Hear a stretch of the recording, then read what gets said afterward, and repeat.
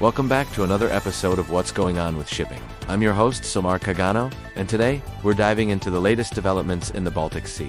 In a startling turn of events, Sweden has seized a vessel suspected of dragging an anchor and severing an important cable in the Baltic. This marks the fourth incident of cable damage in the region, and things are getting a lot more serious.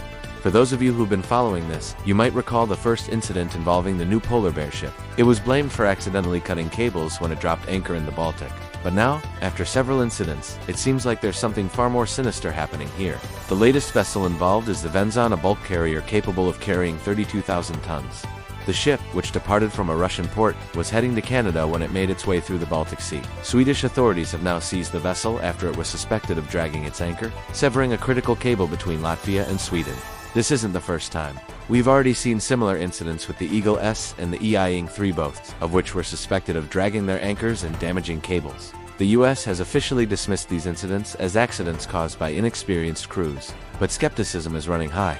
Finnish authorities, who are investigating the Eagle S incident, have dismissed the idea that these are simple accidents. Given the growing number of incidents, it's starting to look like they're a pattern of deliberate interference with the region's infrastructure. Why does this matter? The cables that are being cut are critical to the communication and energy infrastructure in the Baltic.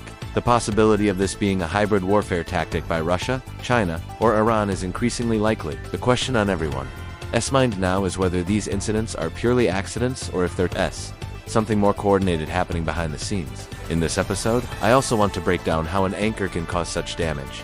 Ships don't simply drop anchors by mistake.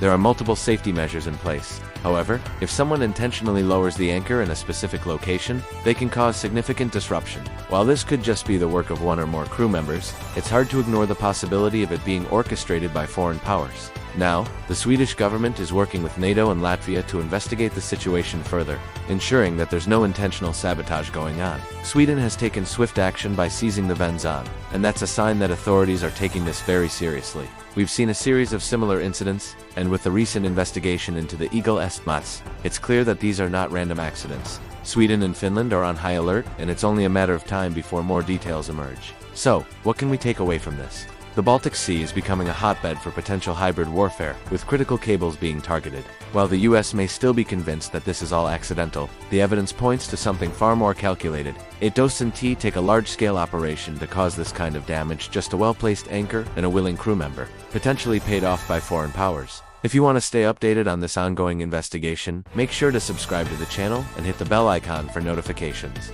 Also, if you enjoyed this video, leave a comment, share it with others, and give it a thumbs up. You can also support the channel on Patreon to help us continue bringing you the latest updates on maritime issues. And remember, if you're ever on board a ship, leave the anchors alone unless you're trained to handle them. You don't want to get caught up in anything that could jeopardize the safety and security of international shipping. Thanks for tuning in, and until next time, this is Somar Kagano signing off from What's Going On with Shipping. Stay safe and stay informed.